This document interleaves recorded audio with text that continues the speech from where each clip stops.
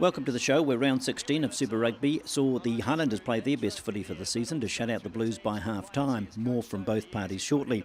The Crusaders survived a late penalty attempt by the Waratahs to hang on to the points. A poor line-out option close to their line cost the Hurricanes a try and the game against the Brumbies.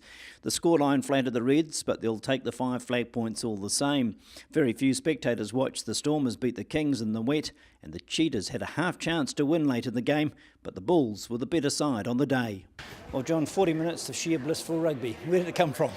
Yeah, well, that's what we've got to try and work out, I suppose, Tom, and replicate it, I suppose. But I think just a number of individuals really stood up, and attitude was right there tonight. They played with a real passion.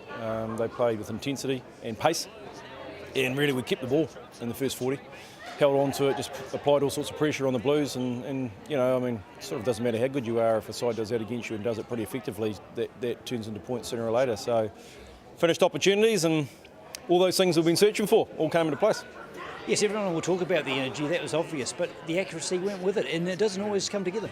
Yeah, well, we managed to get go-forward ball, I think. I thought Fumiaki Tanaka, I have to say, was outstanding. His clearance, his speed, he ran a wee bit as well, and that probably assisted, I think, with the forward runners. But they ran with passion and intensity, and so we got gain line, and the game's a bit different when you're getting gain line on a regular basis. You know, we've done that in patches in previous games, but then perhaps of skill components you spoke about previously maybe has let us down from time to time, but for whatever reason, not necessarily the same intensity either. I just think they all worked really hard. And last time I spoke to you, we mentioned that when you play well, the luck goes you well, the bounce of the ball, yeah. things happen for you. Yeah, it's funny like that, isn't it? I mean, that's sport. You know, you got to make it. So when you do the basic things really well on a regular basis, luck tends to go your way. And yeah, it did tonight. You know, we got the bounce of the ball. It was only really the Naholo try where two of our defenders collided. Apart from that, probably just about every bounce went our way. So due a few, and we got a few. And at half-time, is it just steady as she goes? Because you're always expecting them to come back at you hard. Yeah, we knew they would, so that was important. We managed to nail a couple of penalties early on.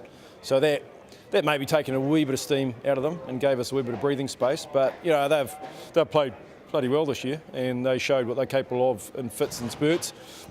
Didn't have the accuracy they wanted, quite clearly, and that's probably what broke their game down a wee bit. But when they got it right, they're still a very dangerous beasts, and that's why they scored some tries as well. I was surprised they had any energy left. I think they made about 100 tackles, literally, against you. Yeah. So that does wear you down quite clearly, and that's that big thing really that I was speaking about, is we held on to ball and applied pressure and went forward, and sort of a basic of the game that we did very, very well in the first half and wore them down, and it's pretty tough for them from there. There'll be the question of what could have been had you played like this more regularly through the season, but you can't think about that now.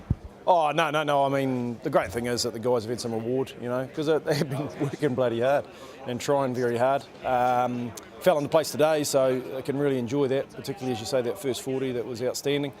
But now it's actually really important we go away in the break and come back with that thought in our minds, how we achieve that, and try and stick it on the track for the remaining 3 games when we come back. We could spend probably half an hour talking about Ben Smith, but we just don't have that. But sum it up in a couple of seconds.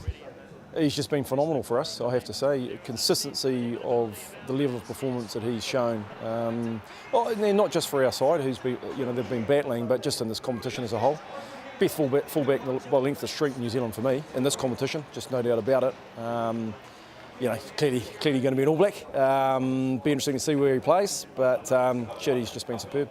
I think it was inspiring tonight because everything he did in the first 15 minutes was magical, and it just it caught on. Yeah, it did, but I think it started before that with the other players as well, the whole side. I just think, because Ben has been doing those things anyway, and doing those things off a platform that hasn't necessarily been going forward when other things haven't been going so well. It all fell into place tonight, and he got front foot ball, and as always, is the right place at the right time, and he has those abilities. So he was able to do it in better situations tonight, and probably got even a bit more reward. The break's come at a bit of a time. You wouldn't mind going out and playing some more football next week, would you? Yeah, although, you know, it's tiring. It's been a tiring time for everyone, because we've been racking our brains and beating our heads against a brick wall and still training very hard and trying very hard, and up until now, you know, hadn't really cracked it. So, yeah, in some ways you think, yeah, keep on a roll, but in other ways a break mightn't be a bad thing. Or like 35-7 down, a lot of teams would have given up, but you didn't. No, I think we're probably probably asleep a bit in that first half. But I think it shows that the Highlanders, after this rocky season that they've had, to come out and be that hungry and that passionate, they just out-passioned us in that first half. So, it's I'll credit to them. We were a bit asleep, but they definitely brought the game. So, we got a bit of a ruck up at half-time, as we do from JK, and we managed to turn around. But it's hard at this level to come back from that. Where did you find the energy? 106 tackles, I think, between you in the first half?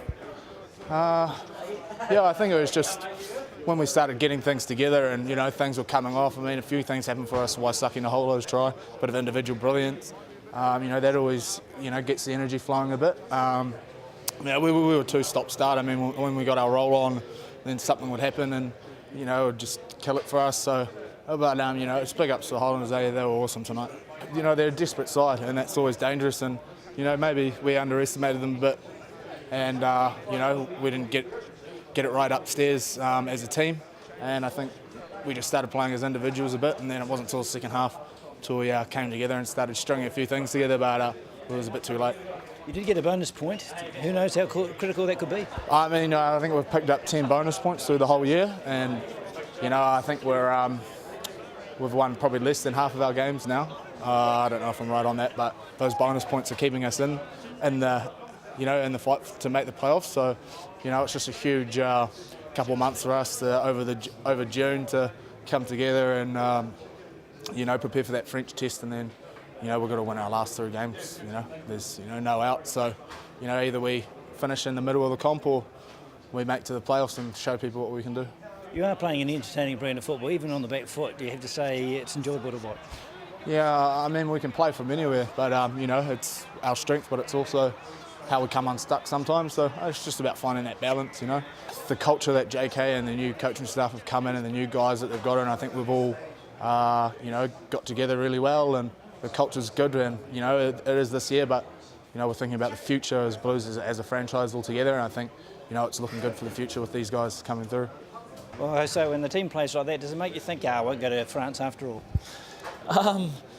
Yeah, I suppose I mentioned earlier in the week that the performances of the Highlanders hasn't really been a major factor in me leaving, but I suppose a performance like that is something that we can be proud of, especially with the fans that we get showing up week in, week out. So we really want to put in a good performance for them as well.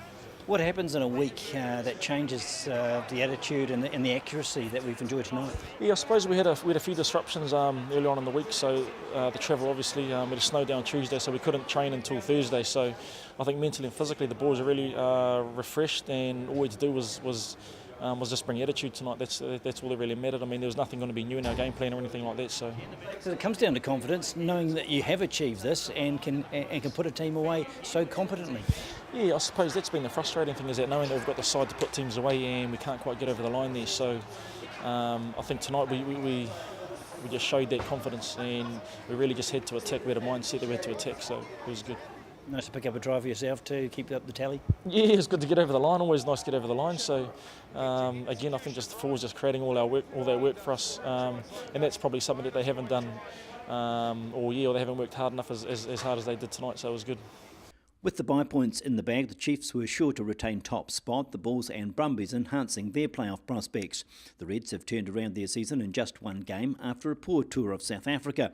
The Cheetahs keep ahead of the Crusaders through a superior number of wins. The Blues' 11 bonus points keeps them in the hunt, but wins are a must to be true contenders. Same goes for the Waratahs, both of whom have lost their winning mojo in recent weeks. Mathematically, the door is ajar for the Hurricanes, Sharks and Stormers, but all the formulae is complicated given the remaining draw and the reliance on results beyond their control. Just 3 rounds to go after the international break, so the Chiefs look certain starters for the semi-finals, and the Crusaders did themselves a huge favour at the weekend. The Blues remain an outside chance, but the trip to the Republic is a tough place to secure the wins they need. The Brumbies can also relax, and so too the Reds, who know they have the backup of finishing at home against the Waratahs should things get tight towards season's end. The Rebels keep reminding all they could be a more serious threat to line honours in the near future. And in South Africa, having seen off their nearest rivals, the Cheetahs, the Bulls can start thinking toward the eliminators, while the remaining 3 battle for pride and little else.